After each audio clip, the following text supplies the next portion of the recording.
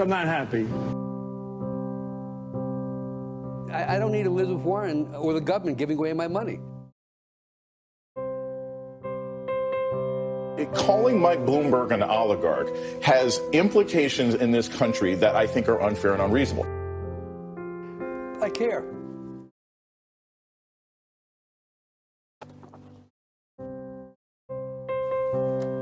That's it.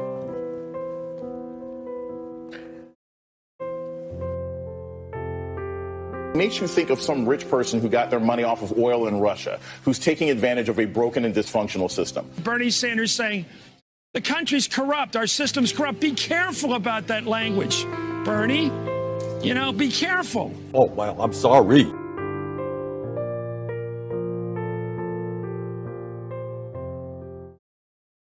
Now witness the firepower of this fully armed and operational battle station. Stop with the questions. Celebrate.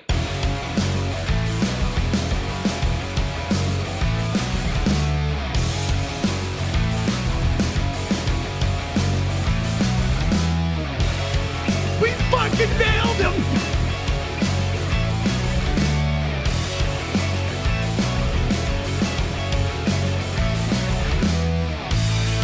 How you like that, boy?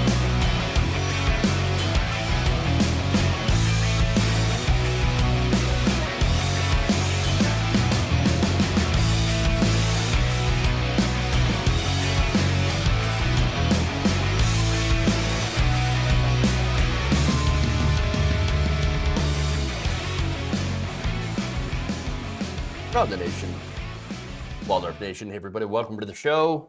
Wednesday, day before Indigenous Peoples Day.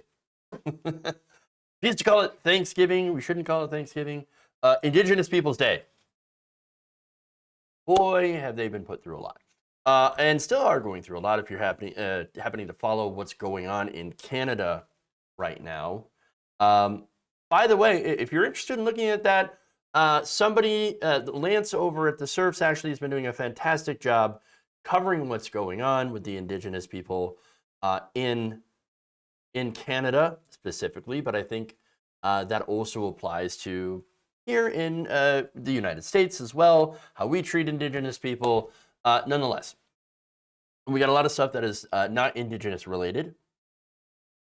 Is that the day formerly known as Columbus Day? Really? Which one is this one? You know what? That's okay. We can have two Indigenous days. You know why? Because, let's see. Fuck white supremacy. How about that? How about that? Let's do that. All right, anyway. So we have some good news I'm going to talk about today. Ahmaud Arbery. The killers of Ahmaud Arbery have been, there's some news on that. Let's just talk about that, okay? We got, of course, the Republicans having a gross off to decide where Kyle Rittenhouse is going to end up. Which, ironically, he went to Mar-a-Lago. So, just in case you're wondering where exactly he's been, Charlottesville, the Nazis have had to pay up. How much? Fun. Talk about that. Mike Pillow. We got more pillow talk we're going to talk about today. And Pastor is pro-marital rape. And then, of course, a story about a responsible gun owner in a Little Caesars. TYT, thank you for the raid. Everybody, please give TYT a follow back. Appreciate the raid. Welcome, Raiders. You just saw the breakdown of what we're going to talk about today. So we got a full story, full show full of lots of interesting, fun stories. We actually have some good news for now. So let's dive into it. I hear a rumor that Howard Stern wants to run. Not entirely sure if he's legit. Look, so on that, I like what Howard Stern's been saying about anti-vaxxers. And about hey, fuck anti-vaxxers. I'm with the message. I love it. However, let me just say this. Please don't run. No more celebrity presidents, for God's sakes. Honestly, I don't care if the celebrity is like super progressive or says that they're super progressive. Please stop. Just stop. I don't want a celebrity. I actually do want somebody, not necessarily a politician, like, you know, the disingenuous, sleazy, Pete Buttigiegs of the world. No, I don't want that. But I want somebody who knows what they're doing and is progressive and actually knows how to get it done. It's not just enough to be progressive. It's enough. For me, you have to know how to do the things that you say you want to do and actually care about doing the things. Howard was joking. Yeah, I hope so. But, you know, that's not the first time I've heard that. And again, okay, so, I mean, we've heard about Kanye running, which is bullshit. We have heard about Oprah or liberals wanting Oprah, which again doesn't make any sense. And I'm just tired of people looking at a celebrity and saying, that's the guy, I want him to be president. And I know we've had a long history of this. I know, Ronald freaking Reagan. And you know what? That should be enough to tell you that celebrity presidents are trash. And of course, the most recent example, Donald Trump. Trash. Just total trash. You can argue that Bernie is a celebrity. Bernie's a celebrity because he ran for office. And he captured the national spotlight. That is completely different. That's not going from being a celebrity to a politician. It's being a politician who got a lot of attention. Justin Bieber for president 2024. Do you want to get banned, sir? You want to get banned? I'm kidding. Please don't. don't do it. Okay, anyway. Yeah, let's just not have any celebrity presidents. Okay, anyway. Let's go to the good news, huh? But before we do, please like and share the stream. Very important that you do so. Helps us out greatly. As well as gifting subs in Twitch, bits and stuff. That's great. Super chats, stars. You can also give those stars in Facebook if you enjoy what we do. And thank you for all those who have donated through that. That's pretty awesome. Is there good news? It's just Vegas. Yes, there is. Let's get to it. All right. A jury has just found the 3 white men who pursued and murdered a black jogger in their neighborhood guilty of murder. The nearly all-white jury has convicted Travis McMichael of malice murder, felony murder, aggravated assault, false imprisonment, and criminal attempt to commit a felony. Now, his father, Gregory McMichael, was found on nearly all charges as well, except for the malice murder charge. So still felony murder. And William Roddy Bryan, who filmed the McMichaels confronting Arbery, was found guilty on 7 out of 9 charges, including multiple felony murder counts. All of them are now facing life in prison. And to that I say, I probably should have started out, this segment with... Ladies and gentlemen, we got him.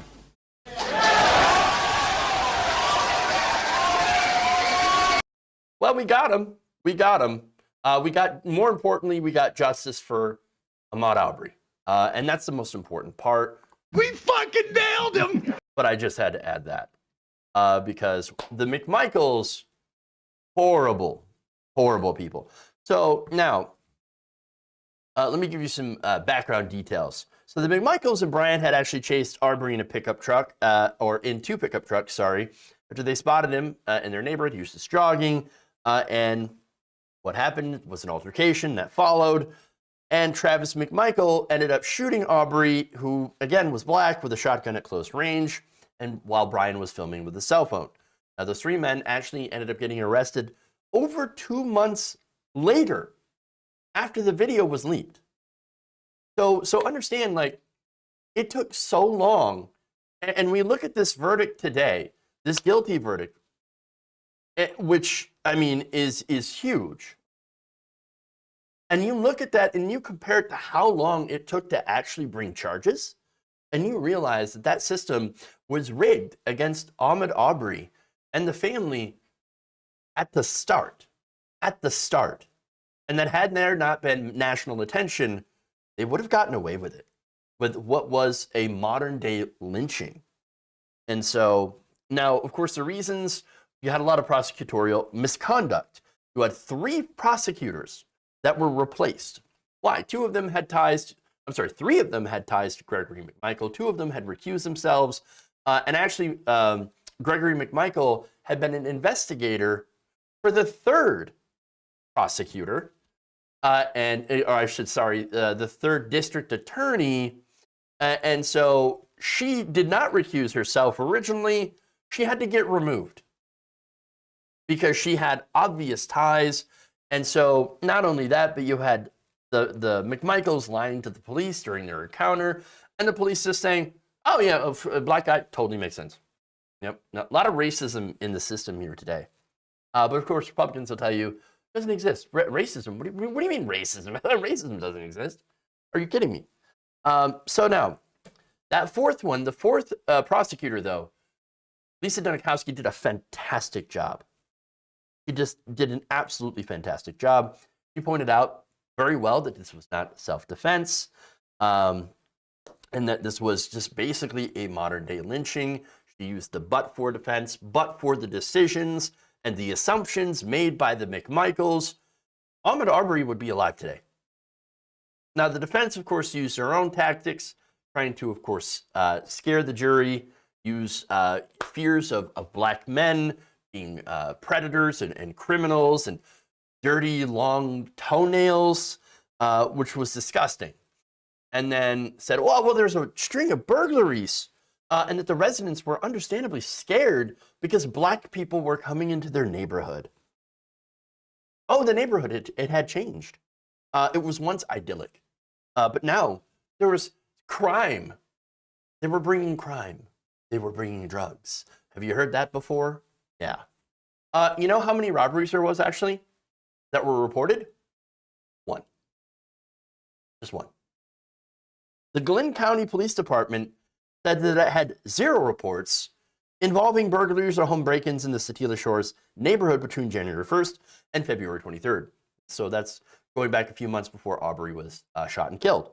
Local media reported that there was 1 burglary, an automobile burglary, reported to police in the Satilla Shores neighborhood during that time, which is a fairly, nice neighborhood as far as wealthy. And so, but hey, look, scary black men, they're sneaking around. They're sneaking around. They're looking into unfinished houses on camera, but they were doing nothing. A string of 1 consecutive burglaries, says Ravaging Wolverine, one of our viewers. Yep, absolutely. Again, he was just on security camera visiting a house that was partially built, something that normal people also do. Yeah, weird. Robbery from an unlocked vehicle, also true. Now, the videos, again, didn't show Arbery taking anything from the property. In fact, the last video was recorded the afternoon that he was shot and killed. Arbery was visiting the home minutes before he was chased by Gregory and Travis McMichael, being joined in later by William Roddy Bryant. The defense had also sought to convince the jury, unsuccessfully, that their clients were trying to execute a citizen's arrest, which was legal at the time. So now understand that that was an old law that was on the Georgia books. And it actually went back to slavery. Okay? And it's good that it's gone, because what they would do, basically what the law was used for, was to go and arrest escaped slaves. That's it. Now, of course, the law, as it most recently stood, only allowed somebody to detain another person if they were in the commission of a crime, the immediate commission of a crime. But they, understand that Arbery was not in the middle of a crime. And even if he had been, that still doesn't mean that you can corner someone, run them off the road, and then shoot and kill them. Arbery's only crime was running while black and refusing to obey a white man with a gun. That's what it was. In fact, during the trial, McMichael had testified, no, I was just defending myself. because I was struck. But then later on, during cross-examination by Dunikowski on his second day of testimony, said that Arbery hadn't shown a weapon or even spoken to him at all before McMichael had pointed his weapon at him, and admitted that Arbery was not a threat, which again makes this murder. Now, felony murder and malice murder, understand that in Georgia there are no different degrees. There's no like first or second degree murder. So there's malice and felony. So now let me explain that. Felony murder is actually committed when a person causes the death of another person while committing a felony.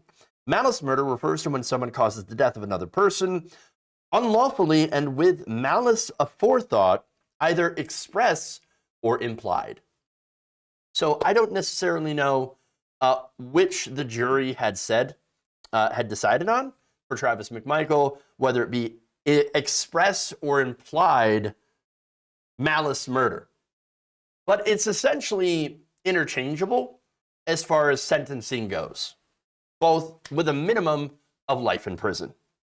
But let me further get into the details here about the difference. Express malice involves a deliberate intention to take the life of another human. Malice is implied when the killing is unprovoked, and all the circumstances of the killing show an abandoned and malignant heart. So, but again, the distinction here is, there's not really a big difference here, other than what you're referring it to be. The end is basically the same. So now federal authorities, by the way, and this is not all for the McMichaels, they still have, of course, to be sentenced, and federal authorities have also charged him with hate crimes,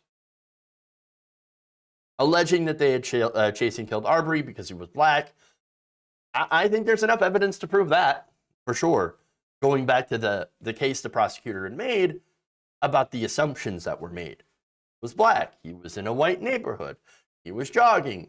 He looked into a house that was under construction, and they thought he looked scary because, again, black man in a nice upper middle class neighborhood. That case is scheduled to go on trial in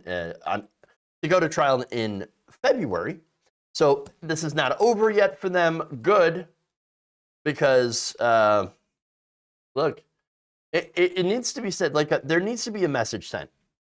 You're gonna go and you're gonna play armed vigilante and chase someone down because they're black, because they look suspicious. Well, you're not following the law. Don't take the law into your own hands, because you're actually breaking the law, and you're probably racist at that. So just don't do it. Otherwise, it's actually a good day for justice today, and we should celebrate that, and of course, send our best, wishes, prayers, whatever you want to do, to the family of Ahmaud Arbery, who finally have gotten some measure of justice today. And though it will not bring him back, at least they can rest easy and know that there was justice. All right, moving on. Let's go to the gross off.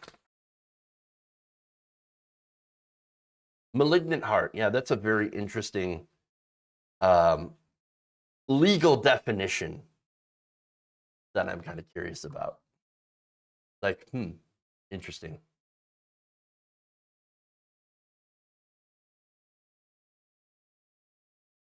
Too many wannabe Rambos out there just waiting to use their firearms. True. My friends and I used to go into houses being built in our teens, so thankful we didn't have to worry about those consequences. Liz Gallo, you're absolutely right. And who hasn't? Or even gone into an abandoned house. Done that before. Never got shot for it. Crazy. All right. But again, there are different rules when you're black, apparently. All right. Move on.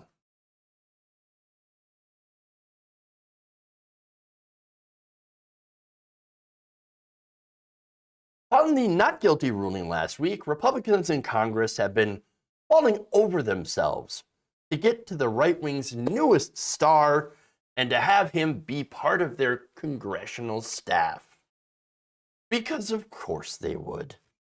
Now, according to reports, Kyle Rittenhouse has been mentioned as a possible intern by 4 different Republicans in Congress and possibly more. And who knows if Donald Trump has asked Kyle Rittenhouse to be his running mate. I don't know. You never know, which he wouldn't be eligible. I know that. But you never know. Trump probably doesn't know that. So let me give you the names of the people we know. Representative Lauren Boebert, of course, Madison Cawthorn, Matt Gaetz, and Paul Gosar. They're all fighting and squabbling with each other over a chance to recruit Rittenhouse to give him an internship in their office. Wow. In fact, I want to go to Lauren Boebert here, who's going to go after Madison Cawthorn. And of course, she going to punch down. Now, I do have some colleagues on the Hill who have, just like me, offered Kyle Rittenhouse an internship in their office. And, Madison Cawthorn, he said that he would arm wrestle me for this Kyle Rittenhouse internship. But Madison Cawthorn has some pretty big guns. And so I would like to challenge him to a sprint instead. Let's make this fair. And she's talking about guns. But no, not those guns. So that's kind of gross. Because, look, I know it's a joke, right? But Madison Cawthorn is confined to a wheelchair. I mean, I know conservative humor is all about like, oh, I'm going to punch down at you. Oh. All they do is punch down at each other, and they think it's funny. But okay, right. So now let's just look at the reason, of course. The only reason they want Kyle is because Kyle shot 3 people. Whether you think that his actions were in self-defense or that he went there to cause trouble, it doesn't matter. Nobody should think that this guy's a hero. Nobody should be turning this guy into and elevating him into an icon. And that's what they're doing, though. That's what they're doing. The entire situation is a tragedy. 3 people are dead. I'm sorry, 2 people are dead, and 1 has been massively injured. Yet lots of people, apparently they keep trying to cash in on this, on the right, and what they want to do. And look, here's what I see. They want to take this guy, this kid, elevate him, use him for their advantage, and then when they're done with him, dump him for the next one.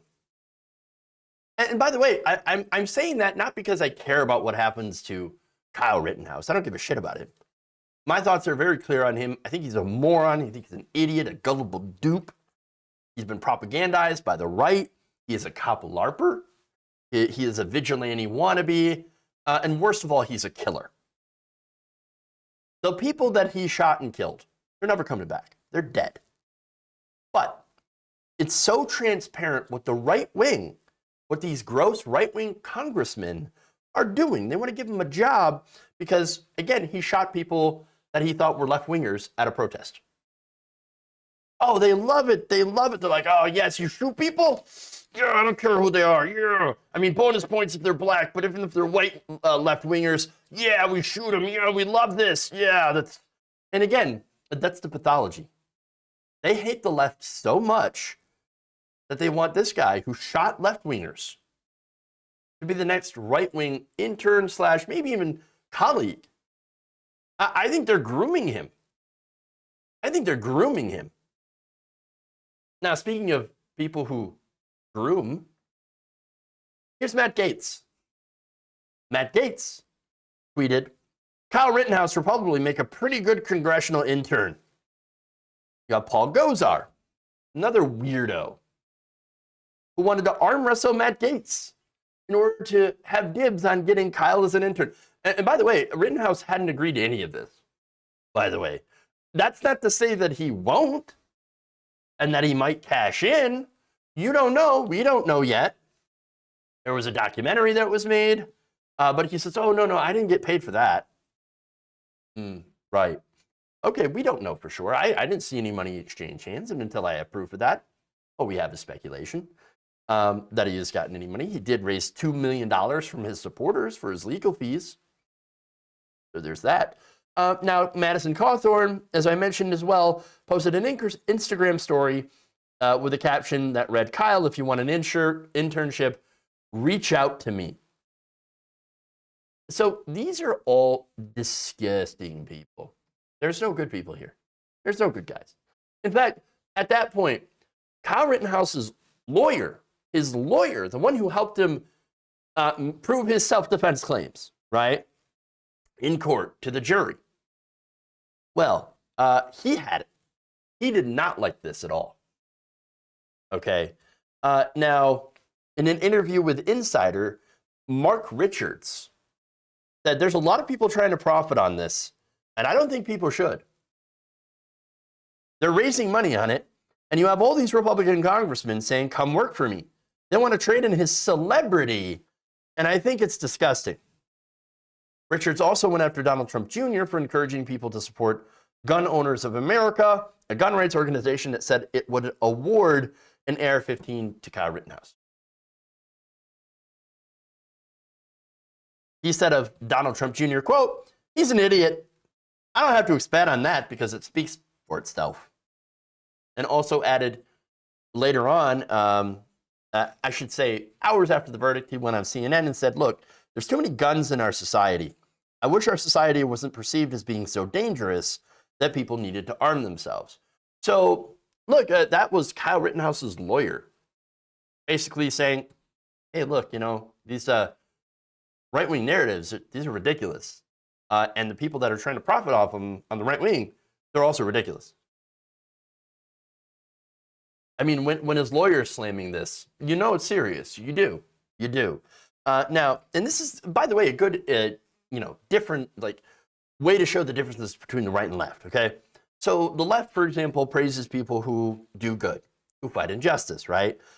People like, Greta Thunberg, right? Who's pushing back against feckless, supposedly liberal politicians that are doing absolutely nothing in climate change as the world burns. Not only that, but we also tend to elevate people who are victims of injustice.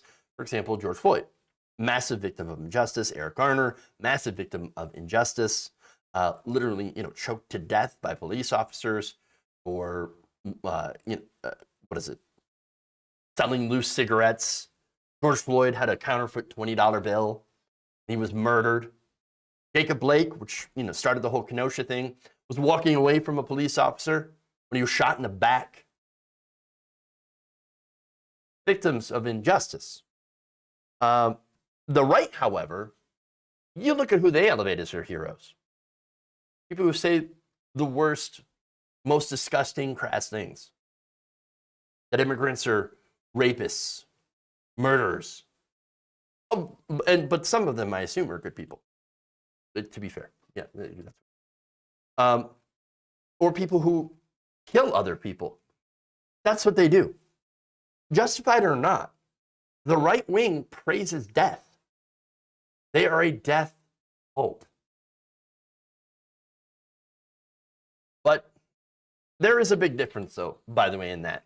And you can get into more nuance as well about the kinds of people who defend themselves the right wing defends. You see, they only defend people who do self-defense if they're white. You never hear any stories about black gun owners who are defending themselves, whether it's, Kenneth Walker, right, who was Breonna Taylor's boyfriend, who, you remember the story, defended himself against plainclothes police officers who did a no-knock raid on that apartment and shot it up, killing Breonna Taylor. Walker defended himself by firing at people who he thought were armed burglars. Now, did the right celebrate his right to self-defense like they did Rittenhouse? No, of course not. Of course not. They demonized him. They demonized Ahmaud Arbery. The lawyer for the McMichaels had talked about his long, dirty toenails No, they demonize black people, even if they do legitimately defend themselves with weapons, with guns, because they're racist and they're obsessed with death. Death cult. And I know Rittenhouse shot white people, but he did so at a Black Lives Matter event. But even they find that okay, because hey, look, those people were probably on the left, so that's okay. No, understand though that at the end of the day, Rittenhouse, the obsession with Rittenhouse from the right wing is just spectacle. That's all it is. Rittenhouse, the entire trial, they looked at it as this. He triggers the libs. He triggers the libs. You get a lot of attention, a lot of division. We're all fighting with each other. That's great. And so obviously, right-wing politicians, we got to have them. Oh, yeah, we got to invite him to Mar-a-Lago. It's just Donald Trump. Got to bring him on Tucker Carlson, first thing. And then we got to have him work for us. It's not about qualification. Not about qualification. It's not about like what you've learned, how effective you would be as a congressional intern, how well you could do the job. No, it's all about, oh, you shot people? You killed people? I love the idea of killing somebody, even though I'm going to be too much of a coward to do so anyway. Because if I really want to kill people, I joined the military because we're always bombing brown people. But no, I'm too much of a coward to do that. But we love the guy who did. We love the people who kill people. Oh yes, and so we got to have them. We got to have them.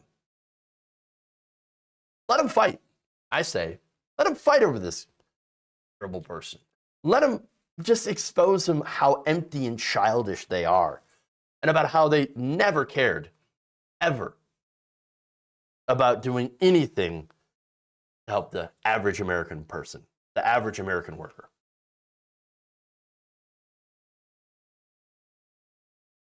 Oh God, I just realized this is what the right-wing version of id poll is. 100%. 100%. Qualification went out the window when Trump hired his family for key positions. Fair.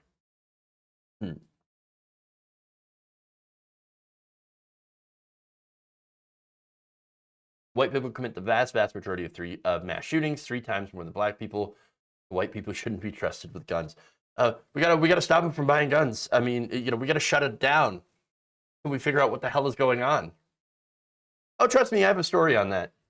The Little Caesar story. You're gonna love that. Whew. All right. Well, let's go to more good news first.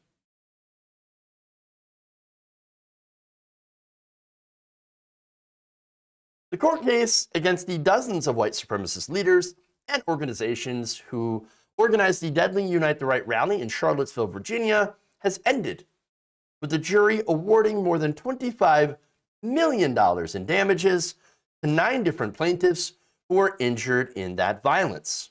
Now, that violence, of course, had ended with a fatal car attack by James Fields that killed, of course, famously Heather Heyer. Now, Raw Story is reporting that the defendants were found liable in 4 to 6 counts, including a Virginia state conspiracy claim that they subjected the plaintiffs to both racial, religious, or ethnic harassment or violence. So that's huge. That is huge. Now, one of the plaintiffs, Natalie Romero, was actually injured in the attack by Mr. Fields, which left her with a fractured skull, a cleft lip, persistent headaches, and trouble maintaining balance, which, of course, I assume the $25 million will all go to her medical bills. Need Medicare for all. Let's just say that, okay? Medicare for all. But anyway, all of the plaintiffs, who include a pastor, a landscaper, a paralegal, recently passed a bar exam, wonderful, testified that they had been diagnosed with PTSD as a result of the physical injuries or emotional distress sustained on that day as a result of the Nazis. Now, the case has been decided, but there was actually one part of the charges that was actually deadlocked. Now, the mixed race jury had deadlocked on whether the organizers engaged in a conspiracy to commit racially motivated violence. Now, that to me seems a little clear. Because as Russell explains, the plaintiffs presented evidence over the course of the 4-week trial showing defendants had meticulously planned the Unite the Right rally on the digital chat platform Discord. While the ostensible reason for the rally was to support 2 Confederate monuments slated for removal in Charlottesville, the organizers' private communications revealed their true inspiration was a violent rally 4 months earlier in Berkeley, California, and that they had hoped to bait left-wing opponents into the streets. And as primary organizer Jason Kessler put it, to, quote, fight this shit out. It's almost as if they planned violence. Weird. Now, the evidence showed that Kessler had also reached out to Matthew Heimbach, a fascist and anti-Semite, who had already organized a coalition of other groups, of other white supremacist groups that included the League of the South, the National Socialist Movement, and the Vanguard America. Now, all the organizations sent members to Charlottesville, and the leader of Vanguard America wound up providing a shield to Fields before he drove into counter-protesters. After securing a commitment from Richard Spencer, the headlining speaker slot, Kessler wrote this in a phone text, quote-unquote, "We are raising an army, my liege." Who the hell speaks like that, for one? Let me just stop there. My liege? My liege. What are we in, like, medieval Europe? What are you doing? Why are you talking like that? Good Lord. All right. But anyway, he says, "We are raising an army for free speech, but the cracking of skulls, if it comes to it." Yeah, yes, if it comes to it, yes. Which they hoped it did. The plaintiffs also presented evidence that Elliot Klein, both a lieutenant dispenser and a leader of Identity Evropa, another white supremacist group, organized Unite the Right alongside of Kessler. Klein's former girlfriend, Samantha Froelich, had testified that he was obsessed with, anti-Semitism, saying that he would gas and then he used an anti-Semitic slur, of course, forever. Yeah.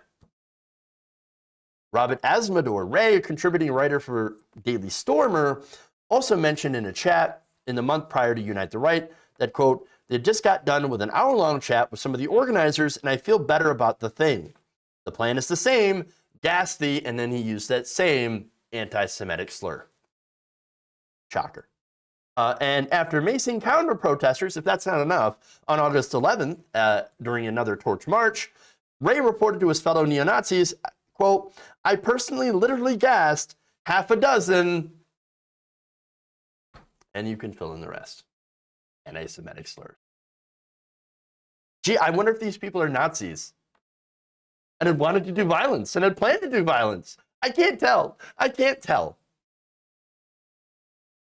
Now, counsel for the defendants had argued that Fields' attack was not reasonably foreseeable or intended by the defendants, and that all they only intended to do was push and shove and cause fistfights.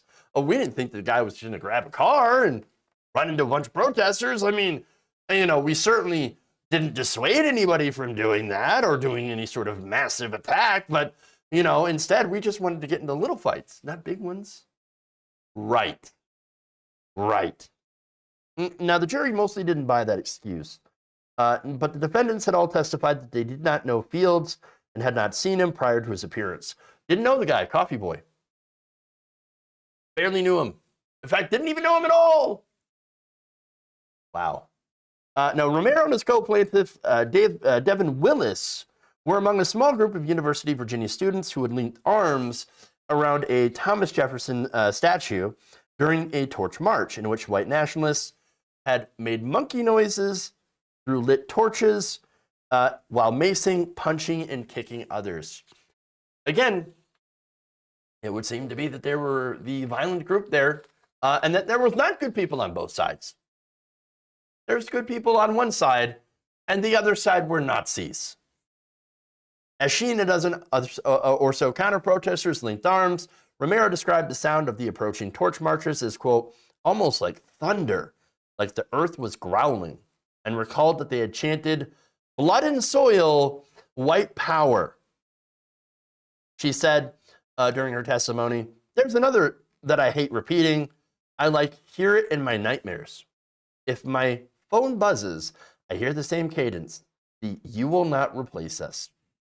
That one is just so terrifying to hear the whole time. They also said, of course, the Jews will not replace us. Their famous line. Now, I want to ask you, who's us? Now, for Nazis, I mean, it's obvious. The Nazis, white nationalists, white people.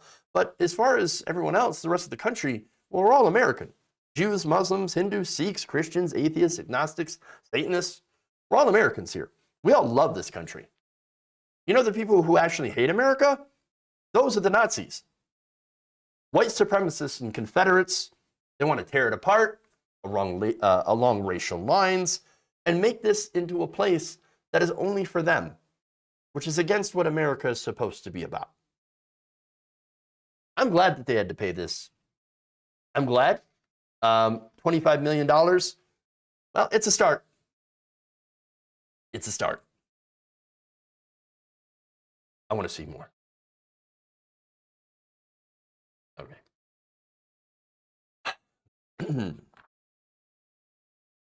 Let's have some fun with pillow talk.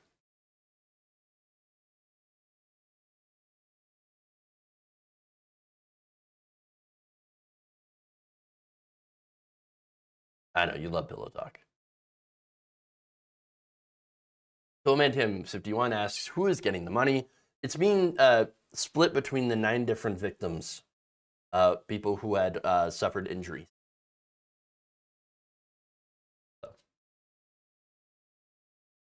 Mike Pillow. It's Mike Pillow.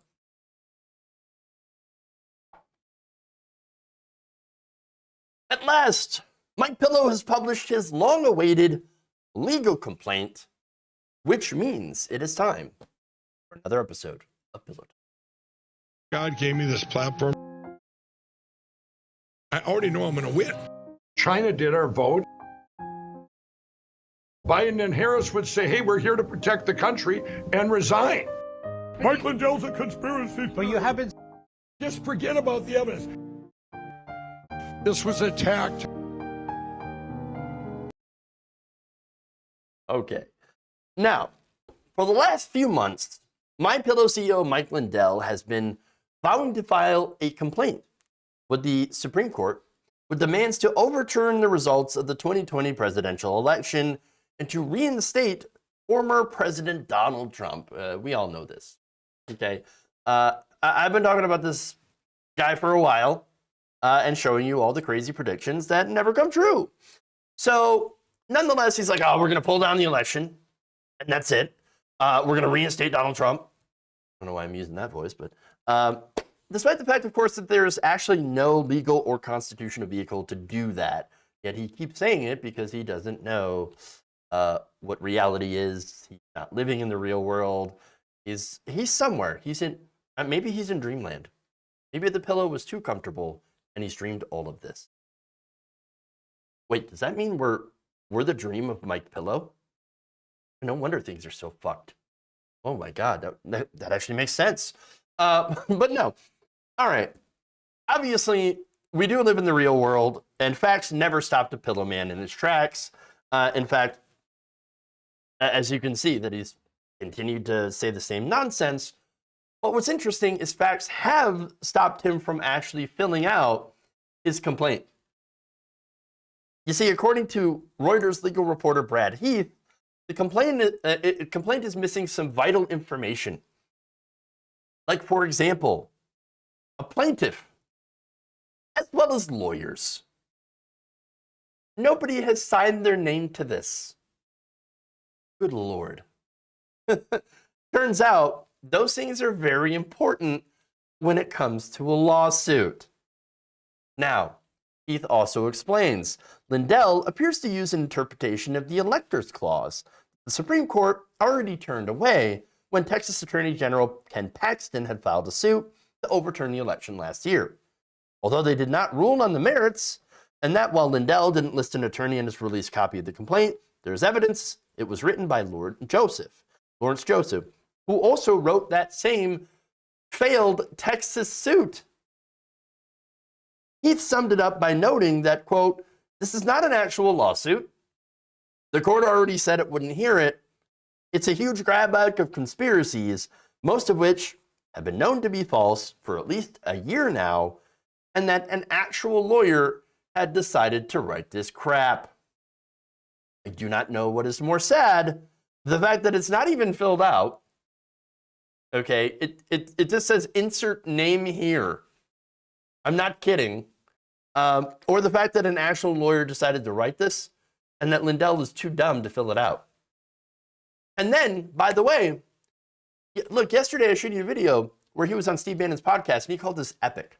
Oh, I saw the complaint yesterday, and it's a very epic complaint, but now I've been talking with 4 attorneys general, and we've been talking to them, and there's some of them that are like, oh, I'm not gonna touch it. It must be because they're stopping us. Who's they? Who's they? I don't know. What I know is that this is a total clown show. Understand, this is what right-wingers have been waiting for months.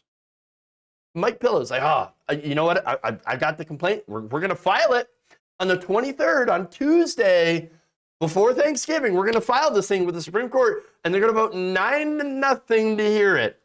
Now, that was the latest iteration. First, it was like they're going to vote 9-0 to overturn the election by Thanksgiving. And then before that, it's, well, sometime in August after the cyber symposium.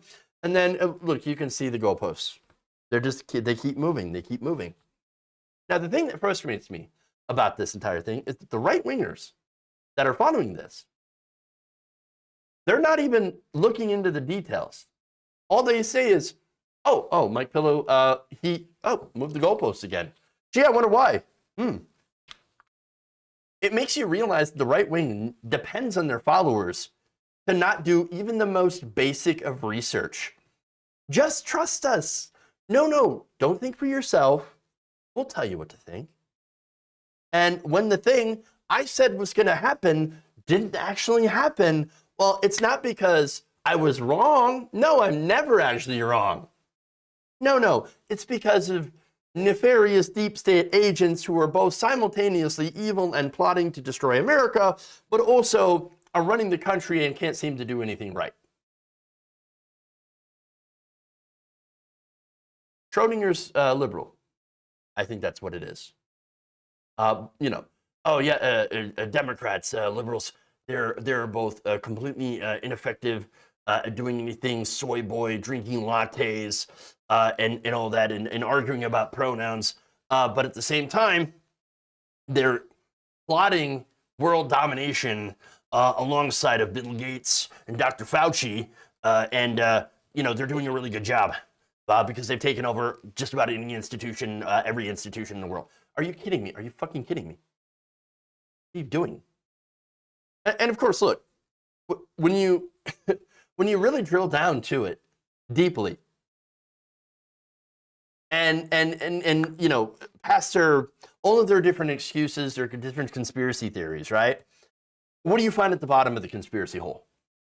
What do? You find anti-Semitism. 100%. 100%. Now, Mike Pillow hasn't hit that yet, but he will. That's my prediction. At some point, Mike Pillow is going to finally say something about the Jews, because they always end up there. Now, I don't think Mike Pillow is sophisticated enough to do what people like Steve Bannon do and say, oh, no, it's the globalists elite. That's the problem. It's the globalists, you see. We all know what that's code for. But Mike Pillow, I think he is dumb enough to go out and say the Jews. We know it. That's my prediction. Just wait. He's going to do it.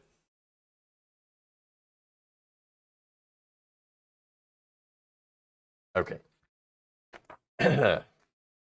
Speaking of religion. All right.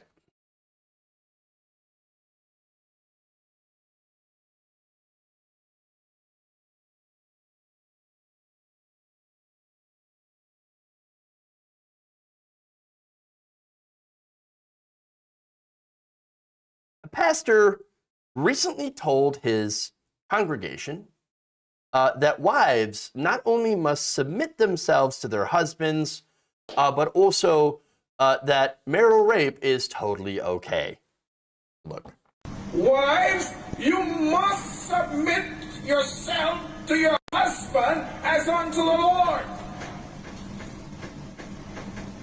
And in this matter of submission, I want you to know up front, ladies, that once you get married, you are no longer your own. You are your husband's.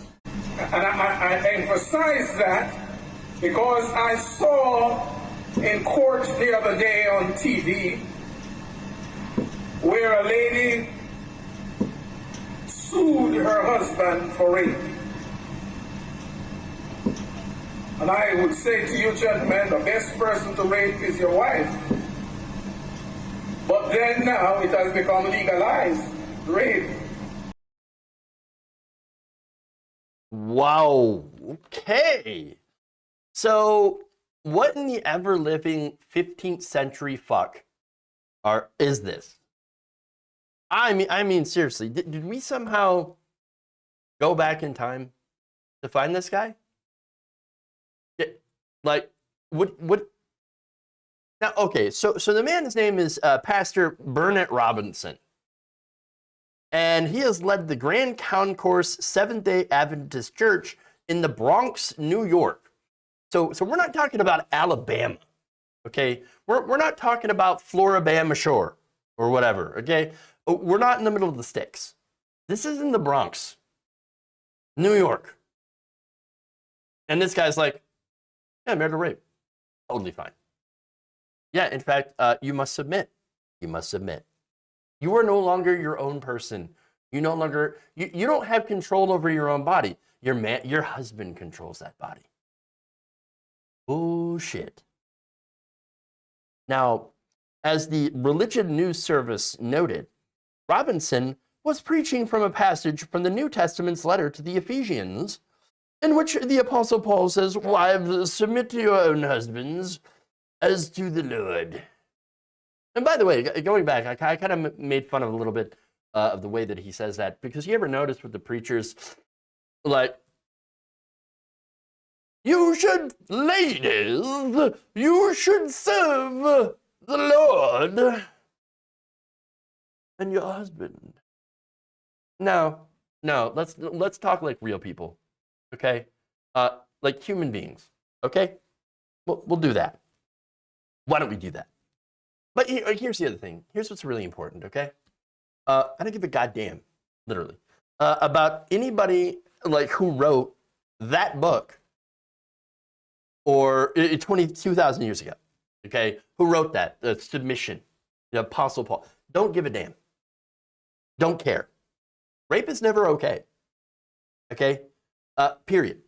Women are not objects. They're not made to submit.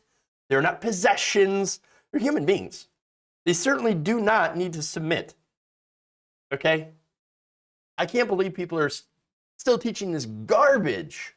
And that's what that is. I'm not calling religion garbage. I'm calling that garbage. He is literally telling women, no, you're not a person. You're not a human being. You don't own your body. You never owned your body. And especially you don't own it after you get married. That's the message they're telling girls and women. And by the way, little girls, they're saying that first, your father owns you, and then your husband will eventually own you.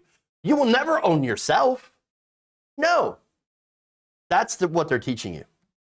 It's disgusting. It's not that far removed from the Taliban or from teachings in Saudi Arabia, where women, by the way, women have to be escorted by a male, okay, and not be able to make their own, and are not allowed to make their own decisions. That's what this guy looks at that and says, nailed it. Sounds great. Oh, if only they'd just call God God and not Allah, we'd be perfect. No, same thing. And again, here's the thing. The Bible, I don't have to follow your Bible. Nobody has to follow your Bible. Now, if you want to follow your Bible, that's fine. However, that still does not make rape legal. Okay? Rape is a crime. It doesn't matter if you're a Christian. It doesn't matter if you're, a Muslim. Rape is a crime. Period. Period. Now, the Bible, look, here's the thing, though. Now, the Bible is full of old, ridiculous ideas that were shaped in the culture at the time. Okay? So, now there's good parts in the Bible, okay, taking care of the poor, but then there's this stuff. Now, let me kind of give you my opinion of why this was created. Why we have all this weirdo stuff in the Bible, which is all about, by the way, babies. That's what it is, babies. Yeah, they want to control women so that what will women do? They'll make more babies, right? That's why earlier in Christianity, harems were fine. Harems were perfectly fine. Why? Because more babies. You also had laws against being gay. Why? Well, don't be gay because we're not going to have as many babies. We need more babies. And you want to wonder, why is this so focused on babies? Because back in the day, understand that they needed the boys to grow up to be the soldiers for the tribe. They had to go out and fight the Canaanites and the Philistines. And, of course, they had to have the girls to make more babies. That's it. That's all they wanted. That's why all of this shit is in the Bible. And, of course, there's other reasons. At the time, infant mortality was incredibly high. So obviously, the more babies you have, the more successful you are. You got to have more babies to work the fields and do that stuff. And of course, as far as women are concerned, well, you're essentially chattel. You have no rights. Your property to be owned, to be traded for money. That's where a dowry came from. And so at that point, again, you had the wealthy men and the rulers that could purchase women and use them in order to pass down their genes and to keep their tribe and their family line alive. That's the world that they lived in. That was the world of the Bible. Thank God, literally, that we don't live in that world anymore. Now, the reason that I bring up the history is because a lot of religions have not caught up to reality, have not caught up to the new world, to the way that the world is today. Okay? Now, they need to catch up. And that's what's important here. So that said, the church has apologized. They have actually placed this pastor on leave, according to their website, and hid the video from view. Obviously, because it looks really bad. Now, that's one thing. But I think what needs to happen, and not just from this church, but all churches in the United States, right? And really along the world, they need to aggressively push back on these older ideas. These notions of having ownership over women's bodies. Men do not own women. You do not own your bodies. They own their own bodies. And if you don't agree with that, then you're espousing rape. And not just espousing rape, but you're also espousing slavery, which is, of course, submission to what they consider to be the women's betters, men. Now, I'm a proud American, okay? I'm a proud American. And I don't believe in slavery. I believe in freedom. I believe in reproductive freedom. And I believe in, obviously, sexual freedom. And I believe in just freedom. And if you don't believe in freedom, if you believe like this guy, are you really an American? I don't think so. There are some weird churches in the Bronx. Apparently so. Hey, I'm Christina. Welcome to the chat. I'm Christina. Hey, everybody follow her. She does some great content, political content, very long live streams talking about all sorts of different topics, movies, politics, cosplay, things like that. Give her a follow. Welcome to the stream. You're just here for one more story.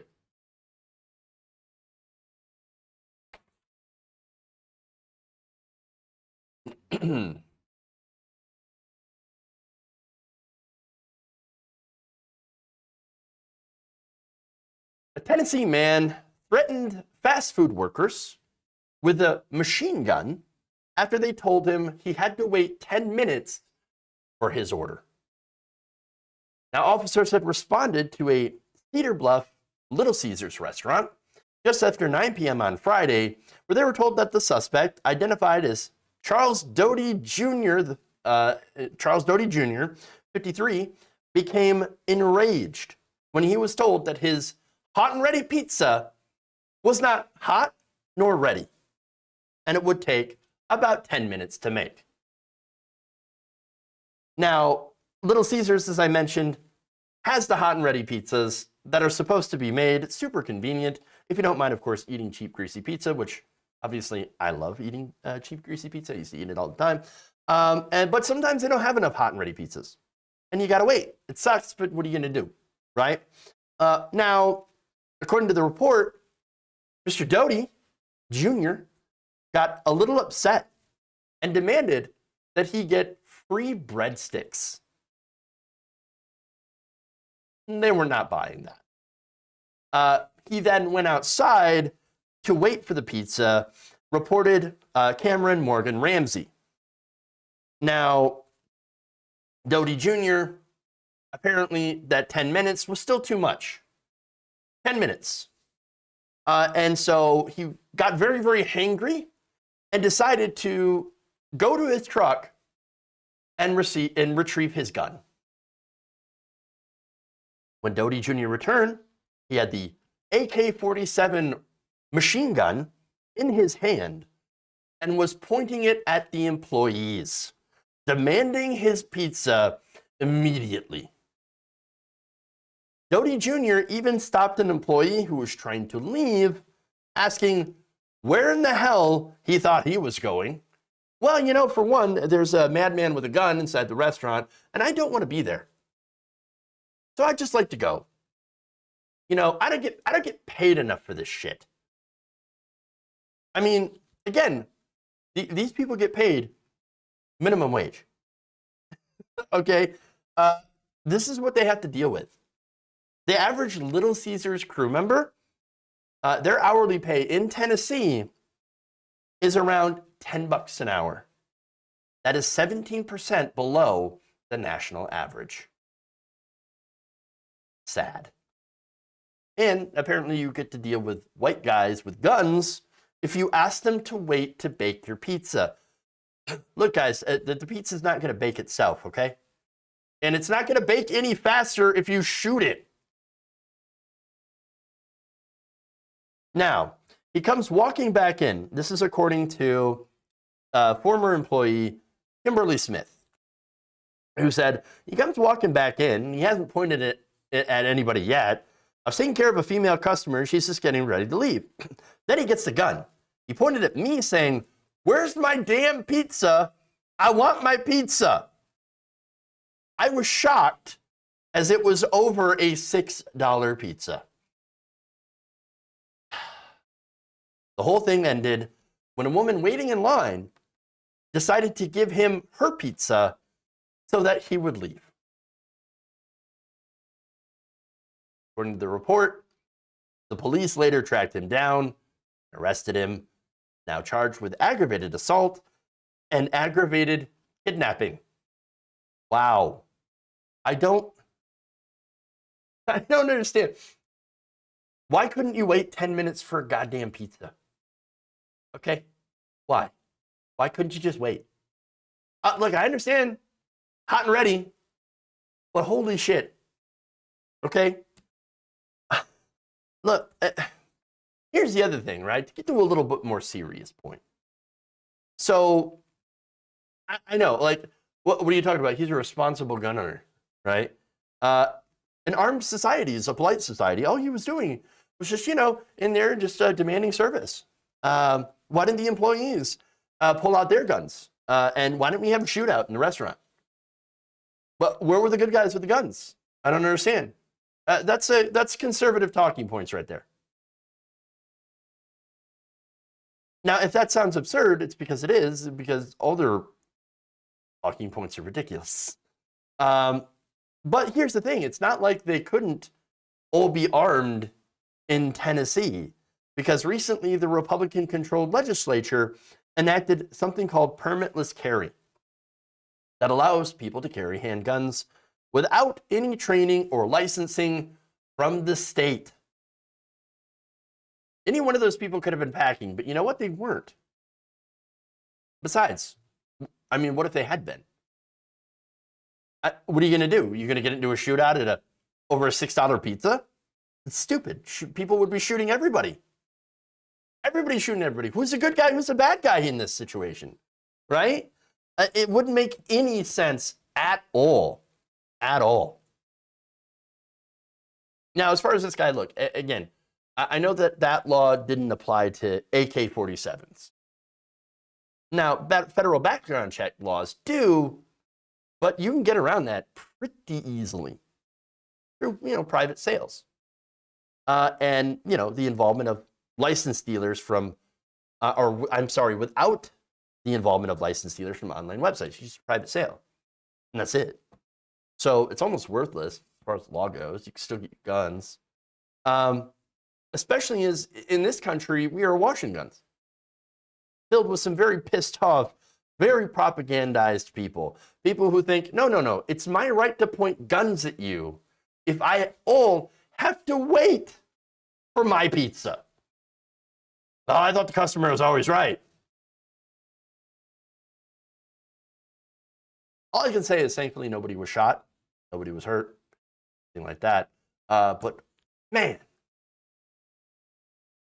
imagine getting a gun pointed at you because you couldn't make their pizza fast enough. America. Holy shit.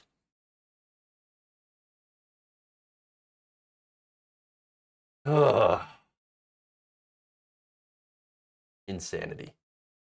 Total insanity. All right. So, that's all I got today. Programming note, we're off tomorrow, obviously, and we're off Friday. And so we'll be back for live shows on Monday. Hopefully you all have a excellent holiday weekend. I'm certainly looking forward to it. I think a lot of us are burnt out with the news. Glad I could actually give you some good news on the way out before this holiday. Some of them anyway. Some of these stories are fantastic. So, all right, let me read some super chats here from Tyler Hackner and Dango Bango says, what a bunch of nuts. These Republicans want 100%. I'm sorry, these Republicans want 100% want Rittenhouse for two reasons. Publicity to hire Agent 47. People are fascists who still want AOC unalived. Sorry. Tyler Hackner says the right chooses Kyle Rittenhouse over Greta Thunberg. It says it all. They're the same age, about a year older than them. Yes. True. Let me see if I have more here. Thank you all for all the new follows, by the way. Kathleen, thank you for resubbing for a month at Tier 1. Appreciate that. You've been a member for 4 months. Love the chill vibes here. Helps the awful news go down a bit easier. Yeah, if anything, we're chill. Sometimes maybe a little too chill, but can't change who I am. Or what I am. I'm just a chill guy. Octosquiddies, thank you for resubbing for a month at Tier 1 and for being subbed for 8 months. Appreciate that. Thank you for all the follows, by the way, from the TOIT audience. Really appreciate the support. Love you all. You're a fantastic group of people. I know Tempo 918. I know that he is Jordan's really chill guy, but I'm also actually super chill too. So maybe Jordan and I would get along pretty well. Actually, I think we do. Jordan's based. I like him. Yeah.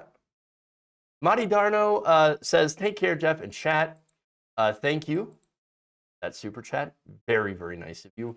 Again, very kind for all of you. I really, really appreciate all the support. I couldn't ask for a better audience and a better raid as well. So thank you. Jeff and Jordan chill off. What are we supposed to do for a chill off, though? Like, how chill are we supposed to be? And what are the rules of such a contest? Very interesting. All right. Let me see if I missed anything. It doesn't look like I did. All right. Let me see you to raid on Twitch. Where do you guys want to go?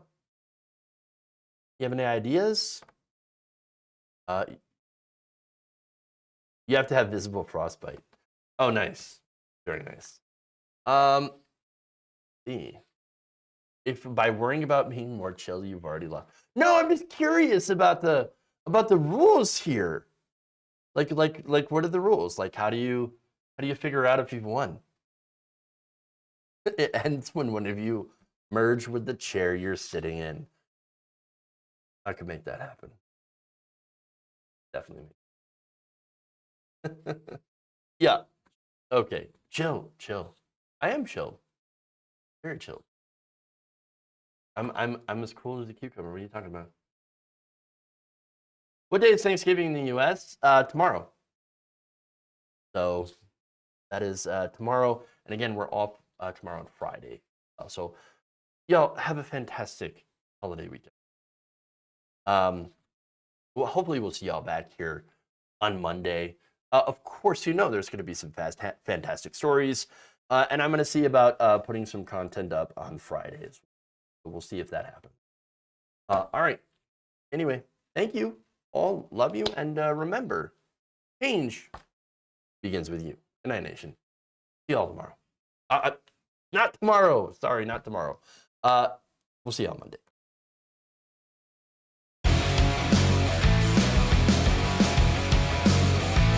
Oh, man, I'm sorry.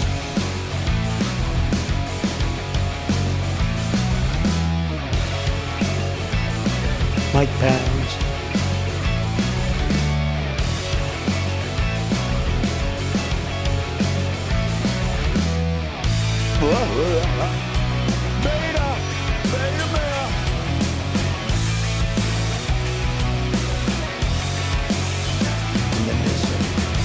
Stop with the questions. Celebrate.